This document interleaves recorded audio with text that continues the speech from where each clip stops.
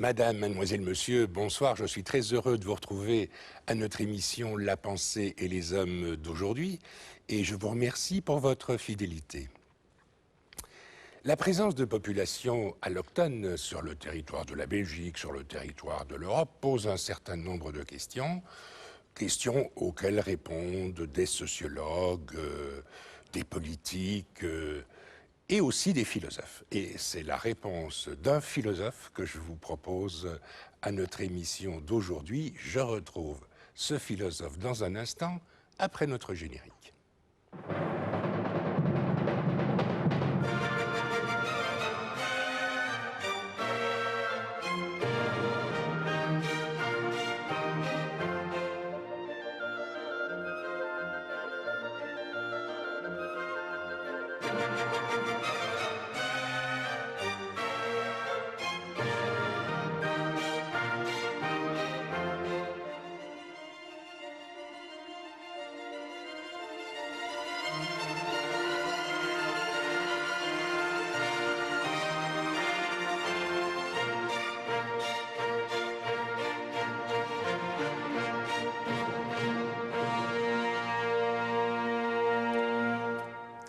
Alors, le philosophe que je vous annonçais il y a un instant est François de Smet. Vous le connaissez déjà parce qu'il est venu présenter à La Pensée et les Hommes récemment son livre et le film sur la clé écossaise, Histoire des origines de la franc-maçonnerie. Mais aujourd'hui, François de Smet est là pour nous parler d'un ouvrage qui vient d'être publié aux éditions modulaires européennes, intitulé « Colères identitaires, essai sur le vivre ensemble ». Alors je disais, c'est la réflexion d'un philosophe qui voit comment ces populations autochtones et ces populations allochtones peuvent essayer de s'intégrer l'une à l'autre, peuvent essayer de trouver les moyens de dépasser la colère, si j'ose dire. Oui, tout à fait, avec une petite spécificité. C'est un bouquin fait avec un peu de réflexion, mais beaucoup de vécu. Je suis philosophe de formation, vous l'avez dit, mais j'ai un parcours professionnel qui m'a amené à traiter de ces questions, toujours la même chose, l'identité, le racisme, l'égalité des chances, mais depuis des observatoires très différents. Oui.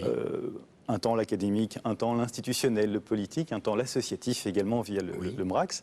Oui. Et il m'a semblé qu'un écrit avec ce que ces différentes approches composaient serait utile parce que aucune de ces approches, forcément, on le sait depuis Newton, et la relativité de l'observation, n'a la vérité en soi. Elles sont toutes prisonnières de leur courte vue. Par exemple, le monde politique est très vite animé par le court terme et le slogan un peu devant être direct et donc la réponse immédiate. L'associatif est parfois trop idéaliste dans les solutions et la victimisation parfois qu'elle peut proposer. Et l'académique flotte parfois un petit peu au-dessus des eaux. Et donc j'ai essayé, par une série d'anecdotes, par une série de théorisations qu'on peut en tirer, d'essayer de faire un ouvrage un petit peu concret et qui voit les pistes qui fonctionnent et qui ne marchent pas. Et celle aussi qui démontre à quel point les choses changent. Il y a 20 ans, par exemple, on parlait déjà de lutte contre le racisme, évidemment. C'était l'époque des slogans « touche pas à mon pote ». C'était aussi une époque où le racisme était très fort institué plus facilement. On voyait assez facilement des panneaux alloués, sauf aux étrangers. Il y avait un bourgmestre de Schaerbeek très célèbre qui défilait à dos de chameau. Et en même temps, ce qui serait plus possible aujourd'hui, et en même temps, certains problèmes comme le problème religieux ne se posaient pas, ou en tout cas pas de la même manière. Et donc c'est assez fascinant d'essayer de relever les points de divergence et de convergence, parce que je pense que si on va au-delà du symbole, et si on envisage quelques réformes de fond, par exemple à l'école, on en reparlera peut-être, il y a moyen de faire en sorte que l'intégration des uns et des autres dans une société un petit peu plus cohérente se fasse sans trop de problèmes. Mais je crois que, en effet, vous mettez le doigt sur ce qui qui apparaît aujourd'hui comme la difficulté principale, c'est ce choc des religions.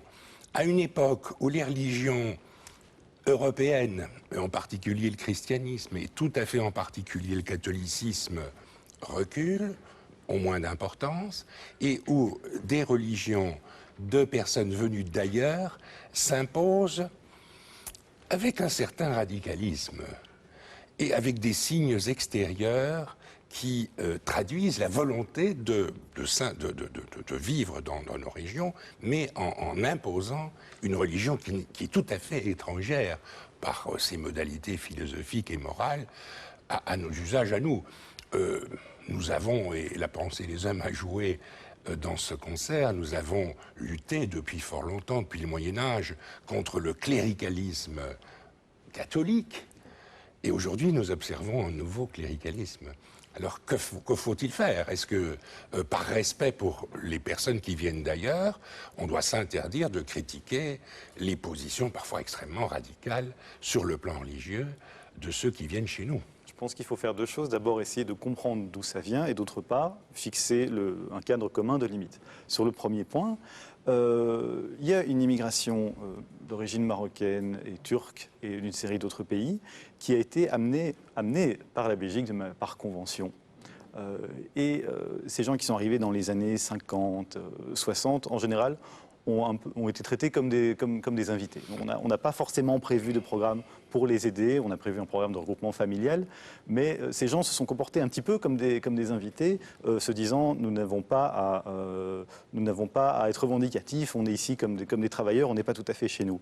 Par contre, leurs enfants, qui ont en général la nationalité, qui ont des diplômes, qui parlent la langue, et qui, il faut tout de même le dire, parce que c'est une partie du problème, une partie sérieuse, continuent à se retrouver discriminés sur le marché de l'emploi, continuent à se retrouver, en général pas dans les meilleures écoles, continuent à se retrouver dans des ghettos.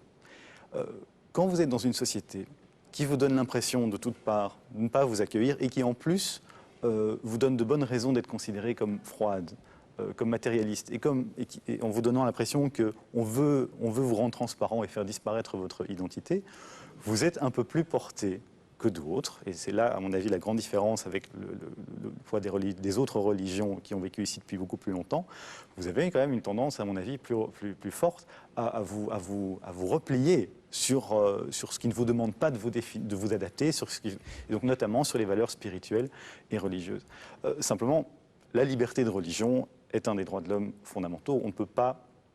C'est difficile de songer à une société où elle serait complètement méconnue. D'ailleurs, ça ne marche pas. Il y a des grandes dictatures athées, nous le savons bien. En revanche, il faut penser le juste point d'équilibre. Et c'est un débat difficile. Le monde politique entre dedans sur la pointe des pieds, on le voit bien. Et je pense que ce n'est pas très difficile. Il suffit de voir, notamment pour la production de signes extérieurs de religion, il faut s'attacher plutôt à la nature de la relation qui est en cause qu'à autre chose. Vous suggérez qu'on parle du foulard, j'imagine, par non, ces mais je questions. pense pas simplement foulard, je pense notamment aux usages alimentaires, etc. Mais c'est le dossier un petit peu symptomatique. C'est brûlant. Oui, on ne peut pas parler du foulard comme ça, parce que le cas d'une femme qui porte le foulard et qui se retrouve dans la rue, qui est simplement consommatrice citoyenne, n'est pas le même que quelqu'un qui représente une fonction. C'est très difficile, et ce n'est même pas souhaitable à mon avis, de restreindre la liberté de religion, tant que les gens sont reconnaissables et qui n'enfreignent pas l'ordre public, des gens qui agissent comme citoyens, comme consommateurs d'un service public, quel qu'il soit. En revanche, il est légitime, quand vous représentez une position de neutralité dans une administration, d'être extrêmement clair. En tout cas, vous avez un argument basé sur la laïcité pour le faire. De la même manière qu'on demande aux gens d'être neutres sur la production des signes politiques, il est normal de leur demander d'être neutres sur la production de leur représentation religieuse et de conviction. Le point le plus délicat, c'est évidemment l'école, puisque c'est un endroit où les deux milieux se croisent, où il faut des solutions, à mon avis, plus spécifiques. Alors, on n'a pas pu, dans le temps très court qui nous est imparti, on n'a pas pu découvrir toutes les richesses de votre réflexion, dont je rappelle qu'il s'agit d'une réflexion philosophique sur la question. Il ne s'agit pas du tout d'une prise de position politique. Je rappelle le titre de votre ouvrage, François de Smet, Colères identitaires au pluriel, donc les colères, c'est dans les deux sens peut-être, Essai sur le vivre ensemble, publié aux éditions modulaires européennes. Merci pour votre présence à notre émission d'aujourd'hui. Vous m'avez dit tout à l'heure que vous reviendrez sans doute parce que vous préparez un nouveau film ou une nouvelle réflexion sur l'histoire de la franc-maçonnerie, et nous serons très heureux. Avec mon compère Tristan Bourlard, et nous vous en parlerons. Avec Tristan Bourlard, et vous viendrez nous en parler. Merci beaucoup. Madame, mademoiselle, monsieur, merci beaucoup. À très bientôt et bonne nuit.